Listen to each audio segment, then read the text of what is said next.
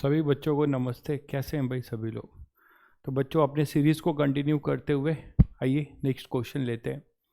तो क्वेश्चन हमारे पास कुछ ऐसा है कि two hollow non conducting spheres A and A solid non conducting sphere B. दो स्फेयर हैं, ए जो है अपना हॉलो है और बी अपना सॉलिड है। ठीक है, नॉन कंडक्टिंग है मतलब जहाँ पे आप चार्ज जैसे भी दोगे वो उसी तरीके से रह जाएंगे। मास m और 2m है, kept at a very large distance. ये हमारे मतलब का हो सकता है, kept at a very large distance apart on a rough horizontal surface. Charge on the two spheres are q and -2q।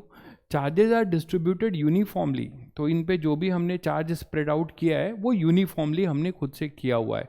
वो कंडक्टिंग नहीं है कि खुद ही जो है आपने चार्ज दिया तो इक्वी पोटेंशियल सरफेस बनाने के लिए यूनिफॉर्मली डिस्ट्रीब्यूट होंगे, ऐसा नहीं है, नॉन कंडक्टिंग है। तो जैसे आपने इसको डिस्ट्रीब्यूट किया वैसे ही चार्ज रहेगा, यूनिफॉर्म डिस्ट्रीब्यूशन किया है। And remain constant and uniform as sphere come closer. एक बात और इसमें बहुत इंपॉर्टेंट है कि जब ये चार्ज दोनों स्फेयर जब पास आएंगे तो इंड्यूस इफेक्ट को नेग्लेक्ट करेंगे। जब ये दोनों स्फेयर पास आएंगे तो इनमें जो इंड्यूस इफेक्ट होगा एक की वजह से दूसरे में चार्ज का रीडिस्ट्रीब्यूशन नहीं माना जाएगा, इसीलिए स्फेयर को क्या मान लिया गया है, नॉन कंडक्टिंग। ये बहुत इंपॉर्टेंट बात है। तो charges are distributed uniformly and remain constant and uniform as the spheres are come closer. तो उनके वजह से एक के चार्ज का डिस्ट्रीब्यूशन दूसरे के स्फेयर के फील्ड पे क्या होगा, अफेक्टेड नहीं होगा। ये लिखा हुआ है, यूनिफॉर्म ही मानना है। फ्रिक्शन सफिशिएंट है प्योर रोलिंग कराने के लिए, फ्रिक्शन यहाँ पर सफिशिएंट है प्योर रोलिंग कराने के लिए। And the kinetic energy of the two sphere just before collision is के एंड के बी। तो हमें 100 × K/KB बताना है। तो जब ये just before collision about to collide हो रहे होंगे तो हमें K/KB मतलब काइनेटिक एनर्जी, यहाँ पर काइनेटिक का मतलब आप लोग समझ रहे हैं कि यहाँ पर रोलिंग हो रही है, सफिशिएंट है फ्रिक्शन प्योर रोलिंग कराने के लिए। तो टोटल एनर्जी की वो बात कर रहा है, ये भी आपको ध्यान देना है। ½ mVA या ½ mVB² की बात नहीं हो रही, ये टोटल हो रही, नहीं तो वो ट्रांसलेशनल काइनेटिक एनर्जी लिखता है ना। और यहाँ पर ट्रांसलेशनल प्लस रोटेशनल दोनों को मिलाकर जो काइनेटिक एनर्जी है that is our K and KB। ये बात ध्यान रखने वाली है। तो आइए इस क्वेश्चन को फिर निपटाते हैं। तो जैसे मान लीजिए बच्चों ये वेरी लास्ट डिस्टेंस पर हैं, तो आप सभी को पता है कि इलेक्ट्रोस्टैटिक फोर्स ऑफ अट्रैक्शन से ये पास आएंगे, कम क्लोजर।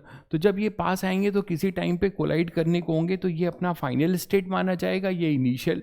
तो इनिशियल स्टेट में ये लास्ट डिस्टेंस का यही मतलब है कि इसके वजह से इस पे जो पोटेंशियल है वो जीरो है, इन्फिनिटी ले रहे हैं, तो इसके वजह से इस पे पोटेंशियल जीरो है, इसके वजह से इस पे पोटेंशियल जीरो है। तो यहाँ पे म्यूचुअल पोटेंशियल एनर्जी भी जीरो है और यहाँ पे रिलीज किए गए हैं तो काइनेटिक भी जीरो है। तो इस समय अपना UI + KEI, अगर मैं एनर्जी कंजर्वेशन की बात कर रहा हूँ, UF + KEF pure rolling motion है, friction is sufficient enough for pure rolling. मतलब वहाँ पर आपको पता है कि स्टैटिक फ्रिक्शन लग रहा होगा, ये सभी को क्लियर है।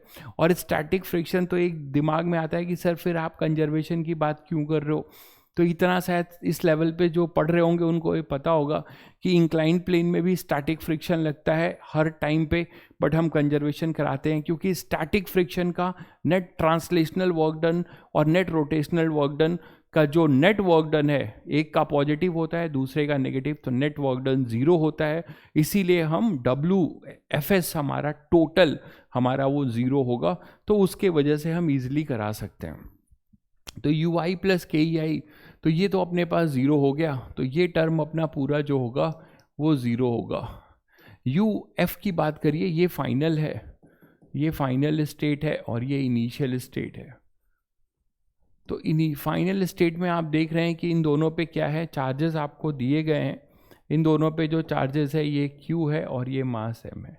तो इसमें जो म्यूचुअल पोटेंशियल एनर्जी होगी they are behave as a point charge outside के लिए। तो एक का दूसरे पे आप इसमें बता सकते हो कि इसके वजह से जो पोटेंशियल होगा वो क्या हो जाएगा कि Q - Q के Q1 Q2 by R, और दोनों के सेंटर की डिस्टेंस अपनी 2R है। प्लस काइनेटिक एनर्जी पे आते हैं। तो काइनेटिक एनर्जी को बहुत ध्यान से लिखना होगा, काइनेटिक एनर्जी को बहुत ध्यान से लिखना होगा। तो मैं फिर इसको थोड़ा सा यहाँ लिख देता हूँ, ये 0 होगा। और फाइनल की बात करिए तो फाइनल में अपने पास आ जाएगा k q into -2q upon में 2r square 2r plus kinetic की बात करिए तो ये अपने पास हॉलो है। एक चीज़ आपने देखा होगा कि इसमें लिखा हुआ है कि जो स्फेयर ए है, स्फेयर ए अपना हॉलो है स्फेयर ए, और सॉलिड है स्फेयर बी। तो यहाँ पे जो एनर्जी आएगी, अगर आप इसकी एनर्जी V1 लिख रहे हैं तो इसमें एक ओमेगा भी होगा, ओमेगा 1 भी होगा। इसकी एनर्जी अगर आप V2 लिख रहे हैं तो यहाँ पे एक ओमेगा 2 भी होगा। और प्योर रोलिंग मोशन कर रहे हैं तो V1 is equal to R omega और V2 is equal to R omega 2। Clear है? तो आइए तो एनर्जी लिखते हैं। तो टोटल एनर्जी के लिए मुझे बहुत बड़ा एक्सप्रेशन लिखना होगा, इसीलिए मैं इधर लिख देता हूँ। तो अपने पास U final plus K final is equal to U initial plus K initial, ऐसे लिख दे रहा हूँ। एक्सप्रेशन बढ़ा जाएगा काफ़ी। तो यहाँ पर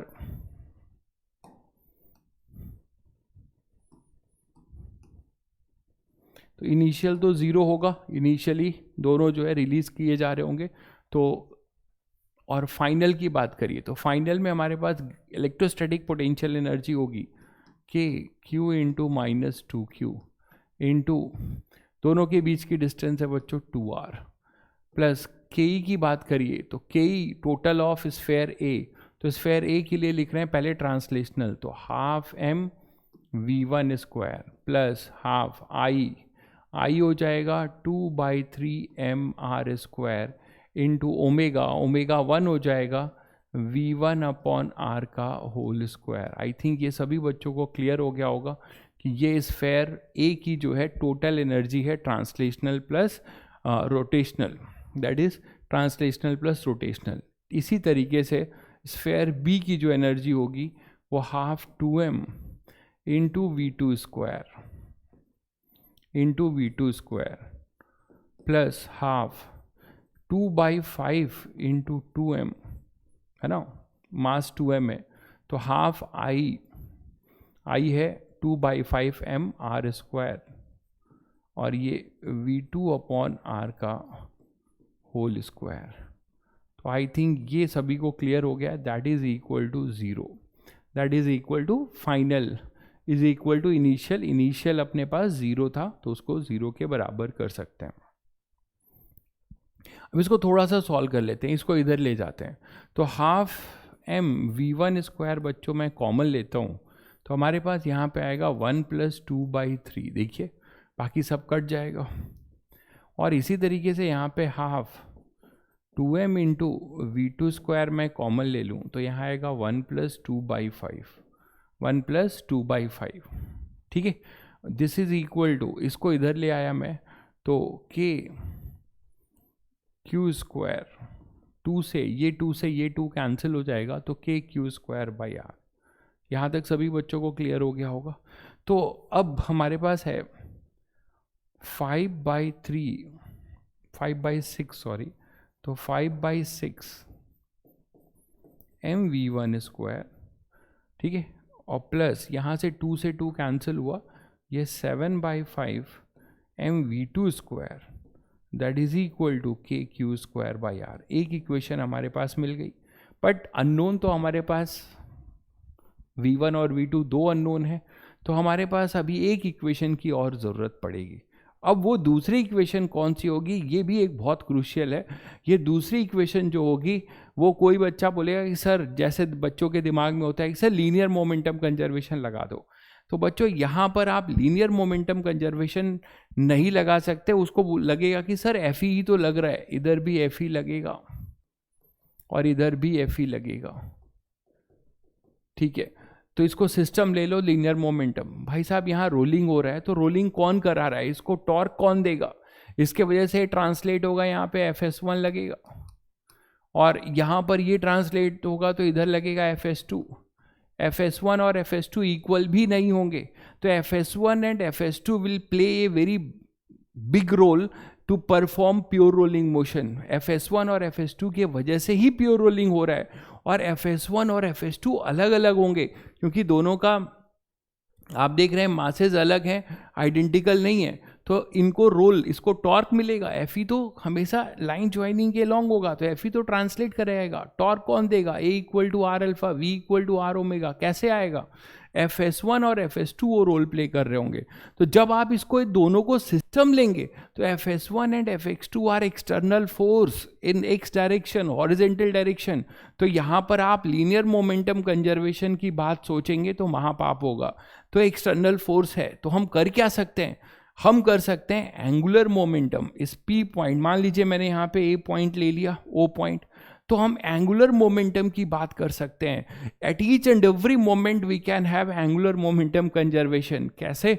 आपको पता है कि the line of action of Fs1 and Fs2 passing through O, line of action जो होगा Fs1 और Fs2 का वो O से ही पास हो रहा होगा। तो जब वो O से पास हो रहा होगा बच्चों, तो आपको पता है कि इनका जो टॉर्क होगा O के अबाउट 0 होगा। Fe जो है सिस्टम में नेट 0 है, जितना इधर O पे टॉर्क देगा ये उसका अपोजिट देगा, या नेट फोर्स ही 0 है तो O पे उसका नेट टॉर्क भी क्या आएगा? 0। तो शायद सभी बच्चे समझ गए कि नेक्स्ट जो हमारी इक्वेशन होगी वो एंगुलर मोमेंटम कंजर्वेशन की होगी।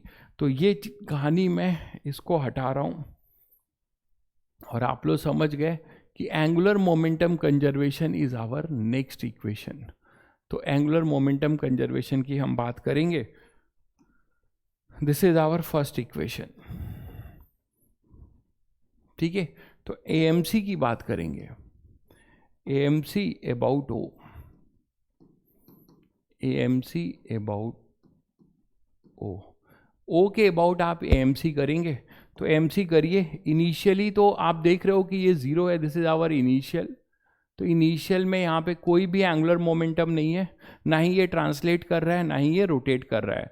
और आपको एक बात और भी समझना होगा कि जब आप एंगुलर मोमेंटम कंजर्वेशन इस केस में रोलिंग में कर रहे होंगे तो L आपको लिखना पड़ेगा। तो क्या लिखेंगे आप? वो होगा I CUM omega plus M R cross V CUM। याद आ रहा है आपको?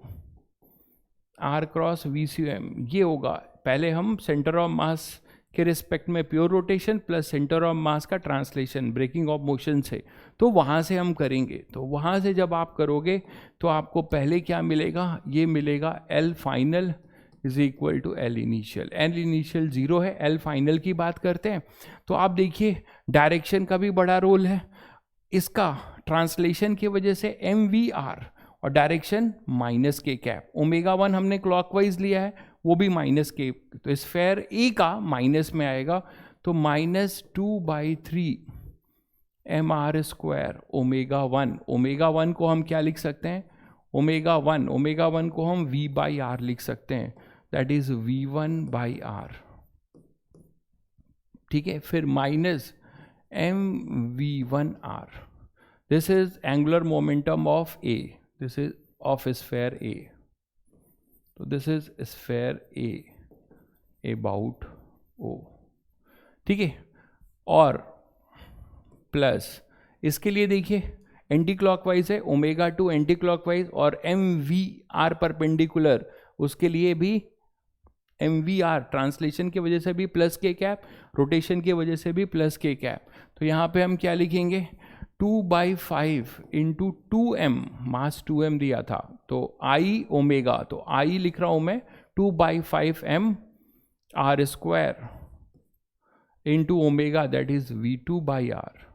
This is for rotation plus M 2M, और यहाँ पे V2 MVR।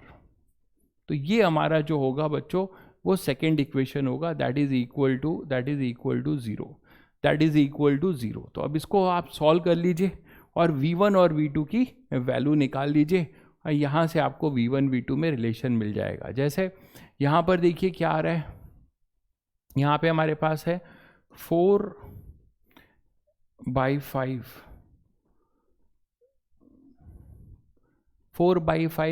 MV2R और plus 2mv2r is equal to, यहाँ इधर आ जाइए, तो इधर आ जा, अगर आप आएंगे तो इधर आएगा 2/3 mv1r प्लस mv1r। देख लीजिए, यहाँ से आप mr भी कैंसिल कर सकते हैं, mr भी कैंसिल कर सकते हैं, तो हमारे पास आ जाएगा 4/5 plus 2v2 is equal to 2/3 plus 1v1। तो हमारे पास आ रहा है this is 14/5v2 is equal to 5/3v1। तो v1 is equal to 42/25v2। Now this is our second equation. अब तो बड़ी बात नहीं है, तो ये सेकेंड इक्वेशन, ये फर्स्ट इक्वेशन, दो लीनियर इक्वेशन है v1 और v2 में। तो इस v1 और v2 के दो लीनियर इक्वेशन को अगर आप जब सॉल्व कर लेंगे तो आपको जो है यहाँ से बाकी चीज़ें मिल जाएगी, v1 और v2 मिल जाएगा। जब आपको v1 और v2 मिल जाएगा तो आप टोटल ट्रांसलेशनल काइनेटिक एनर्जी निकाल सकते हैं और टोटल रोटेशनल काइनेटिक एनर्जी भी निकाल सकते हैं। ये सभी बच्चों को क्लियर होगा। जब आप ये करेंगे, कैलकुलेशन थोड़ा सा ज़्यादा है इसमें, जब आप ये करेंगे तो आपके पास जो है, चेक कर लीजिएगा, v1 जो है 42/25, v2 अभी हम लोगों ने ये रिलेशन निकाला v1, और यहाँ से आप जो है k और kb निकाल सकते हैं। ठीक है, k और kb यहाँ से, k और kb यहाँ से आप निकाल सकते हैं। तो k और kb निकाल लिएगा, मैं फाइनल रिजल्ट आपके लिए छोड़ रहा हूँ k और kb का। तो इनका जो रेशियो चेक करिएगा 168 आएगा, 168 इसका रेशियो आएगा k और kb का। तो आपके पास दो लीनियर इक्वेशन है। मैं फिर बोल रहा हूँ कि जब आप k और kb लिखेंगे तो ये ध्यान रहे कि half m into v1 square मत करिएगा। पूरा k जो है, पूरा k आपका ये है, पूरा k आपके पास ये है, ये स्फेयर अबाउट ए जो आपने जो एनर्जी लिखी है, तो ये तो एंगुलर मोमेंटम है, ये एनर्जी है, तो ये पूरा k है, that one is our k। ये पूरा अपना k है और ये पूरा अपना kb है, ये अपना kb है। Total kinetic energy translational plus rotation. तो अगर हमारा जो v1 और v2 आ जाएगा तो हमारा इनका रेशियो भी आ जाएगा। थोड़ा सा कैलकुलेशन वाइज है ये क्वेश्चन, बट मैंने इसलिए लिया क्योंकि मुझे बहुत सही लगा कि हमने इसमें रोटेशन के दो मेजर कॉन्सेप्ट को जो है टच किया है और उससे सॉल्व किया ये क्वेश्चन। और साथ में ये भी देखा, जो बहुत गलती होने की संभावना है कि लीनियर मोमेंटम कंजर्वेशन की जो बात दिमाग में आएगी वो हम नहीं कर सकते हैं ड्यू टू स्टैटिक फ्रिक्शन जो कि अनइक्वल है। आई थिंक सभी बच्चों को क्लियर होगा। चलिए बच्चों, मिलते हैं फिर नेक्स्ट वीडियो में।